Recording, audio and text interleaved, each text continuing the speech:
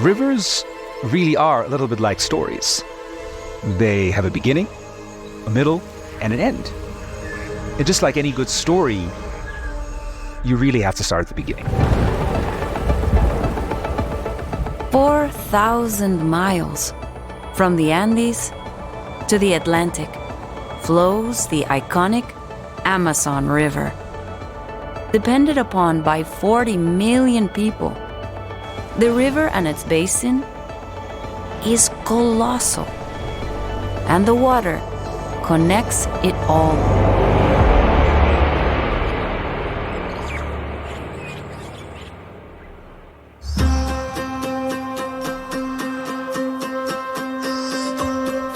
This is not just a single river. There isn't just a single source.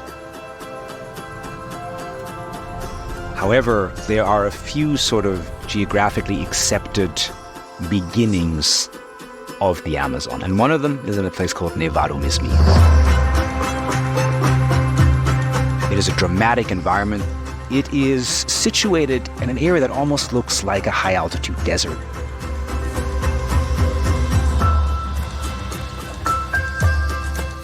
My name is Thomas Peschak. I'm a National Geographic explorer. I'm not a high-altitude mountaineer. I'm an underwater ocean photographer. But you cannot tell the story of the river's Amazon without also telling the stories of the Andes. All right, let's do this. So to tell that entire story, I have to get outside my comfort zone. Yeah, anyway, 5,200 meters, you can definitely feel the altitude.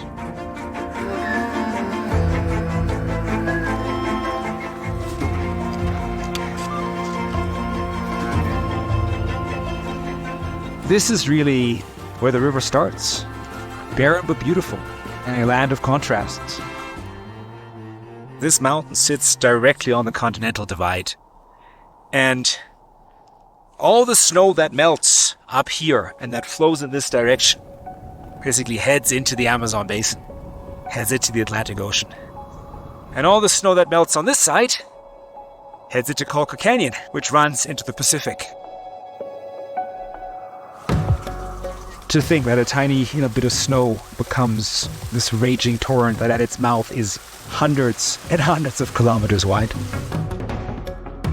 It's a really surreal place to be.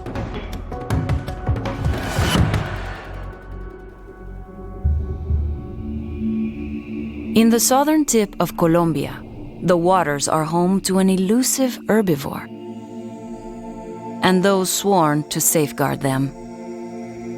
I have dedicated my life to the Amazon. We need to protect all these species.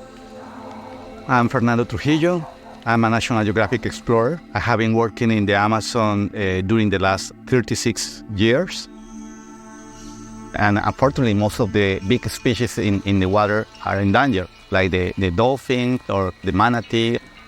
In 2017, Fernando and his team rescued an orphaned manatee calf from illegal captivity.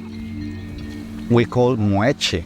Moeche means thanks in Ticuna language. With the goal of returning to the wild, Moeche has graduated from a tank to a natural pond.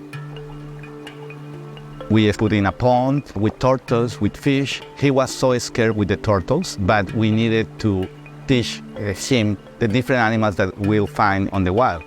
And we have vets like Jimena doing all this fantastic job. Desde que yo estoy en la Fundación Omacha hemos rescatado en el Amazonas 4 manatíes. No todos han tenido éxito porque es difícil de igualar como a la dieta de su madre. Manatee calves depend on their mother's milk for the first 2 years of their lives. Necesitamos alimentarlos a través de teteros. Entonces vamos dejando poco a poco la leche para empezar a acostumbrarlo a su dieta natural en vida silvestre. Moeche arrived undernourished, and his road to release depends on a full recovery. To monitor his progress, he's due for a health check. Vamos a tomar muestras de sangre, a medirlo, a saber cuánto pesa.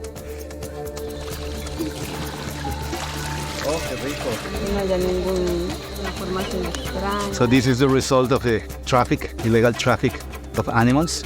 Illegal trafficking, hunted for their meat, skin, or to be sold as a pet, is the #1 threat to these docile mammals. We were involving the community to take care of Moechi. And the target people that we wanted to include were the hunters of manatees. And we create a group of guardians of Moechi, ex-hunters, fishermen. And it's good because they know how to approach the manatee, they know where to look for. These ex-hunters turned protectors are now some of the manatee's fiercest defenders. Hablemos más pasito, hablemos más pasito. Respiro. Ahí está, está sobre 10, ¿no? Álzate un poquito. Está sobre 10 allí. Sí. The process is being along with him. Everything is changing step by step. After a long recovery, Moeche is healthy enough to return to the wild. So finally, we release Moechi. And the good thing is that we have like 12 different guardians.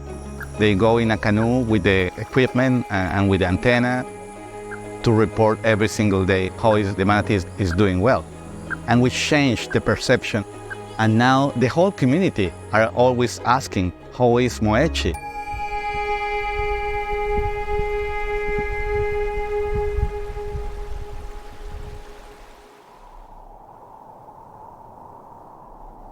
The rivers that make up the Amazon are home to some of the most diverse aquatic life in the world. But the aquatic realms of Amazonia are under siege. Whether it's overfishing, or deforestation, or climate change, or the building of dams, or mercury pollution. And it is my hope that my photographs will make someone want to help protect a place that they will probably never visit themselves.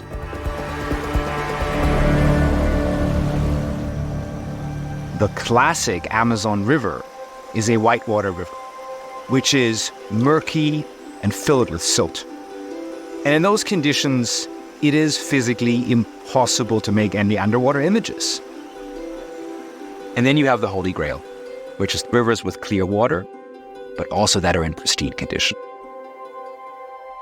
There is this group of clear water rivers in the Amazon headwaters in Bolivia, in a national park called Isiboro Sicure. And here I found what I thought was impossible. A team of indigenous leaders and local fly fishermen lead the way. The only way I can make images in a place like this is by forming partnerships with people who have a real deep connection and understanding with the ecosystem I'm trying to document. Finally, the first glimpse of a clear underwater world emerges.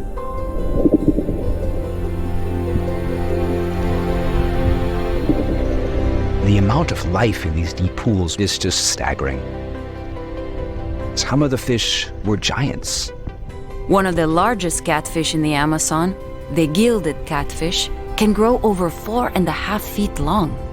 They are the size of small refrigerators. They're nervous, eh? You come up, and then they hide in a little place, and then they come back. But this is amazing. This is like insane. Utterly insane.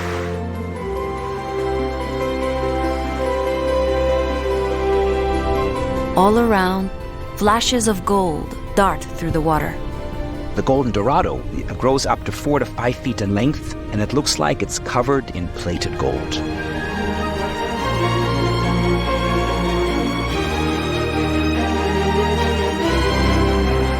My mind is exploding right now. This is, I never thought a place like this could exist in the Amazon. No chance.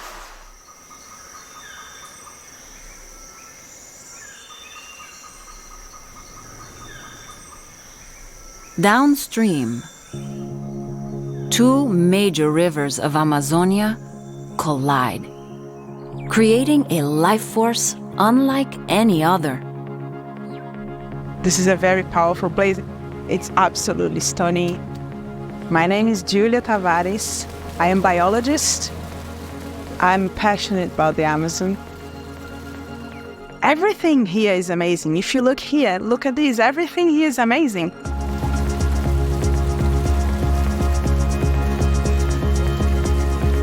Here we are, meeting of the waters, where the Amazon begins. My name is Thiago Silva. I'm a digital ecologist and a National Geographic explorer. The Amazon is just life at its full intensity, and there's not many places in the world, I think, now, where you can still experience that raw nature. The meeting of the waters is a very iconic component of the Amazon, where you have the Solimões River, which is technically the Amazon River, but it's called Amazon officially after the meeting of the waters. And then you have the Negro River coming from the other side.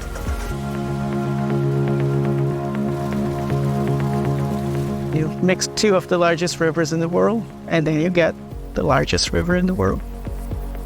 The sheer size of the Amazon is astounding, producing 20% of the world's fresh water. Only a few thousand kilometers more, and you get to the sea. We might make it by dinner. A difference in temperature, water speed, and pH levels create a surface tension, causing the striking visual phenomenon. And then they will go side by side, and you can see that river that's half black, half white water. The nutrient-rich Negro River is a stark contrast against the lighter sediment-filled Solimões. Every time I come here, what I feel is that a sense of it's magical. And this is how Amazonia is to me. Been coming here for 20 years, and still as amazing as the first time. Yeah, absolutely.